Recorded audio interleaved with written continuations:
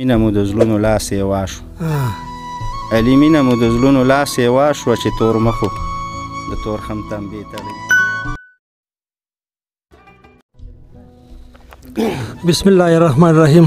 ګرانو کتونکو، زه یم ډاکټر عربستان مومند، د کامرامین اسدالله هجران سره ستاسو په خدمت کې حاضر. سلامونه مې قبول کړئ. نن تقریبا زموږ دا څلورم ځل دی چې سنګر کلي ته راځو او الله دې ښه د وباد لري. په شاعرانو په لحاظ باندې ډېره زرخیز مکه ده. علي مومند له راغلي یو او امید لرو چې دوی درته څه ووایي، ستاسو به ډېر خوښ شي او کلامونه هم ډېر زبردست معنه هیز دي. انتظار مې ورته هم ډېر کړی دی، تقریبا چې 3 میاشتې انتظار به مې ته کړی. بس نن څه ملاقات نصیب و، الله تعالی په فضل کرم څه ملاقات وشو. نو یو دوه خبرې ورسره کوو او بیا به څو کلامات واورو ستاسو لپاره. نو انشاءالله ستاسو به خوښ شي. علي مومند صاحب، سلامونه مې قبول کړئ او خپل تعارف د خپلو ناظرینو سره وکړئ، ځکه چې هغوی په انتظار دي چې دوی به موږ ته خامخا څه وایي یا به د ښه مني، نو بیا به خلکو سره شیر کوي. مننه ستاسو د ټول ټیم او د بلې ډیوې د کارکنانو د اوریدونکو ټولو شکریه ده. کو ستاسو خصوصي مننه چې تاسو د پښتو ژبې او ادب دپاره دومره هلې ځلې کوئ او دومره زیار کوئ چې بیل بیل شاعر پسې ګرځئ او هغه راغواړئ او هغه نه. نو ډېره مننه. تاسو خپل تعارف لږ وکړئ، لکه څه روزګار دی او څومره تعلیم هم دی، شاعري څومره وخت نه کوئ؟ او زما شیر علي نوم دی، سنګر کلي اوسېدونکی یم او ټریپل ایم مې کړی دی او څه وخت په پبلک سکول کې استازي وکړله، موجوده وخت کې په های سکول کې په سرکاري سکول کې استاد یم او خپل درس و تدریس سره منسلک. شاعري څومره وخت نه کوئ تقریبا؟ شاعري خو تقریبا چې 10م جماعت کې وو نو شوق مو او داسې شعرونه به مو هم لیکل، ساز به مو هم کړل، خو ډېره توجه مو ته نه وه ځکه چې تعلیم کې مصروف وو. او کله چې تعلیم موږ پوره کړو نو تقریبا 2008 نه نو ما به ځینې نظم ولیکه، چېرته سکول کې به پروګرام و، هغې کې به مې هلک له ورکړه او تخلص به مې کې نه و دغه کړی. نو هغه چې به اورېدونکو واورېده نو ډېر ښه به پرې ولګېد، ورته پوسونه بیا کول چې دا د چا کلام و دا د چا کلام، نو د هغې نه بیا ما باقاعده شروع وکړه. ډېر ښه شاعر سړي ده، خو ډېر د قدر په نظر کتل پکار دي، ځکه چې دا رقم یو ترجمان دي. زموږ پروګرام هم څه راوړي ناظرین په تمه دي انشاءالله ولزي چې تاسو به څه وایئ موږ ته؟ غزل به ووایي، د پښتو غزل دغه کړو، ځکه چې د غزل شاعر یم او غزل لیکم. ارشاد. مننه. غزل نه مخکې یو 2 شعر ووایم چې ارشاد.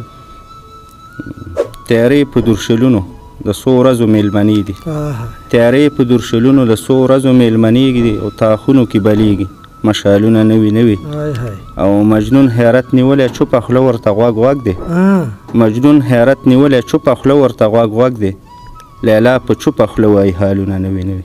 ډېر زبردست، ډېر اعلی، ډېر اعلی. او یو غزل به درسره شریک کړم چې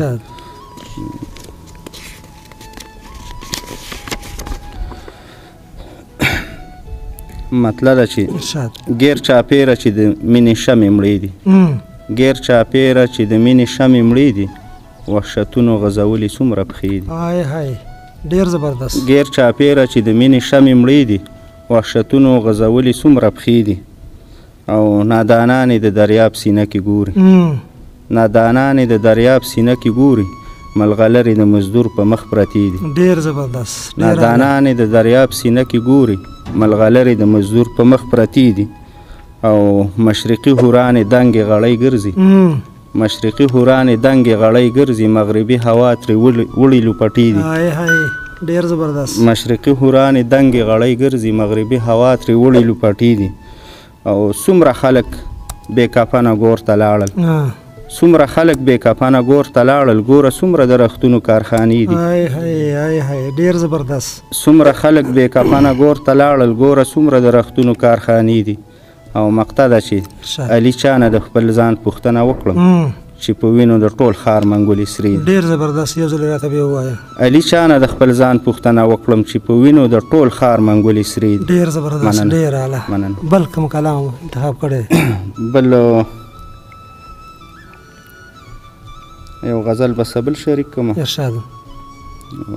په فراق د اسمان ستورو ژړلي، په فراق د اسمان ستورو ژړلي، داسې خلکو له دې ښاره کډې وړلي، په فراق د اسمان ستورو ژړلي، داسې خلکو له دې ښاره کډې وړلي، او خپل مړوند له سره لاندې کړي وده شي، خپل مړوند له سره لاندې کړي وده شي غریب څه د بېغمۍ ماجون خوړلي ډېر زبردست ډېر زبردست خپل مړوند له سره لاندې کړي وده شي غریب څه د بېغمۍ ماجون خوړلي او په خندا یې په مزه مزه ګوټمه په خندا یې په مزه مزه ګوټمه وخت د ژوند لمحې په زهرو کې لړلي ډېر زبردست په خندا یې په مزه مزه ګوټمه وخت د ژوند لمحې په زهرو کې لړلي او سرې جانډې له څپیلونو کوزې نه شوې سرې جانډې له څپیلونو کوزې نه شوې که هر څومره د وحشت سیلی چیړلي ډېر زبردست سرې جانډې له څپیلونو کوزې نه شوې که هر څومره د وحشت سیلی چیړلي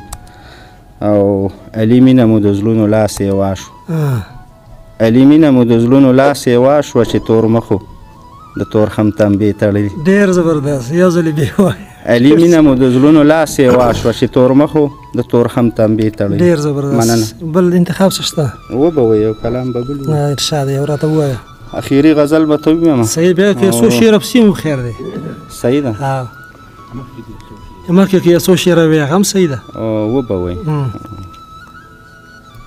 مخکې ځي هغه هیر ساحل ته ورسي ځي هغه خیر ساحل ته ورسي او څوک چې د سیند شور ته وارخطا نه شي او ژوند خو تاترې دي ګړنګونه دي واګې چې د زړه درنه خطا نه شي ډېر زبردست او یا اسمانه موږ سپوږمۍ ته مه پرېږده جوړه دې په غېږ کې کربلا نه شي ډېر زبردست او د لنډ بحر غزل دی ارشاد لاره لنډوي خلک لاره لنډوي خلک زهر څکي او ځي خلک لاره لنډوي خلک زهر څکي او ځي خلک او څنګه په واړه خوله کې څنګه په واړه خوله کې سل ژبې ساتي خلک ډېر زبردست څنګه په واړه خوله کې او سل ژبې ساتي خلک شعر دی چې یو زه دوزخي یم یو زه دوزخي یم او نور د جنتي خلک ډېر ښه یو زه دوزخي یم او نور د جنتي خلک او دا خلک یوه کې هم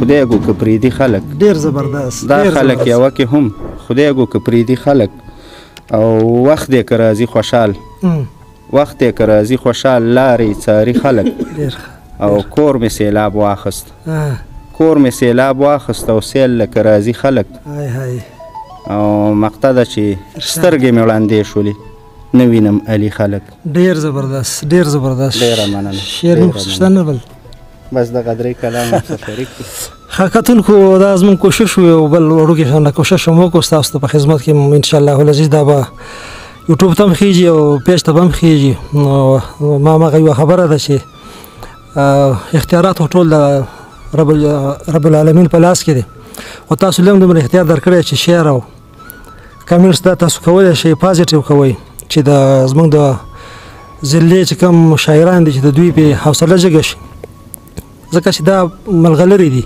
دې پسې ګرځېدل غواړي دا راویستل غواړي او دوی چیړل غواړي نو زما ورته همدغه یو خواست دی چې تاسو دا وګورئ خلکو سره شیر کړئ او یو بل ته ولیږئ نو موږ ستاسو په انتظار یو چې یاره زموږ دا کوشش څنګه دی نو اوس اجازت غواړم د کیمرامین اسدالله اجران سره زه یم ډاکټر عربستان مومن بله ډیوه سنګر کلی د الله په امان